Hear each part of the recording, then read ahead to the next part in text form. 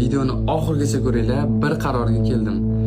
Xullas do'stlar, akkauntimni Sheyx Do'sayirga berib yubormoqchiman degandim. Ko'pchilik har xil ma'noda yozishyapti. Ovozga qo'ydim.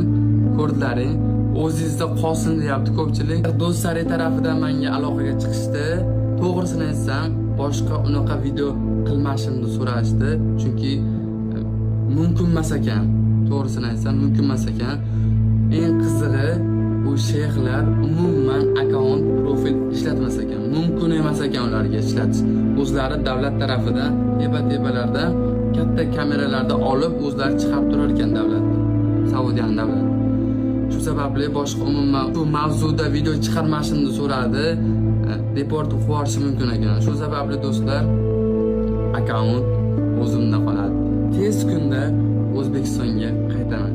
Kuzatinglar do'stlar, bundan keyin yanada qiziq mavzuda kontent bo'ladi. Juda qiziq. Do'stlar qaranglar, hali yoshman, 20 yoshman. Yoshlikda topilgan pul ba'zi insonlarga nafs yo'lida ishlanadi. Shunday narsa bor-da, ota-onam menga shunday o'rgatgan. Sen pulni orqasidan quvma, pul seni orqangdan quvsin degan. Hozir akkauntimni berib yuboraman deganimdan keyin katta boylar menga sot deb aloqaga chiqishdi. $300,000 $300,000 men hayotda ham shunday ham ko'rmaganman. Shu meni kuzatgan, poddeşka qilgan insonlarga.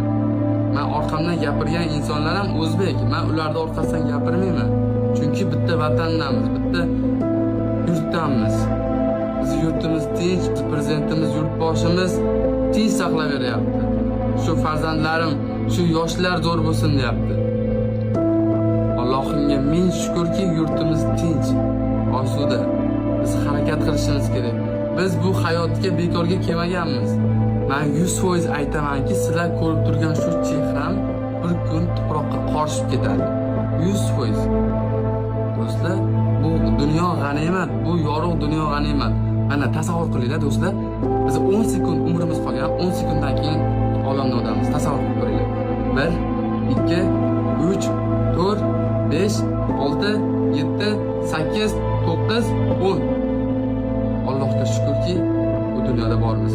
Lekin do'stlar qaranglar, shu 10 sekund ichida yer yuzida 200 ta odam olamdan o'tdi. Bu hayot o'tkinchi. Ilohim mana yaxshi joylarda duo qilaylik, yurtimiz tinch bo'lsin, hamma o'ylagan maqsadlariga yetsin, hammani omadi orqasidan quvib yursin ilohim. Kasallarga shifo bersin. O'zbekiston, butun jamiki yurtlar, davlatlar hammasi tinch bo'lsin, musaffo bo'lsin. Ash prezidentimiz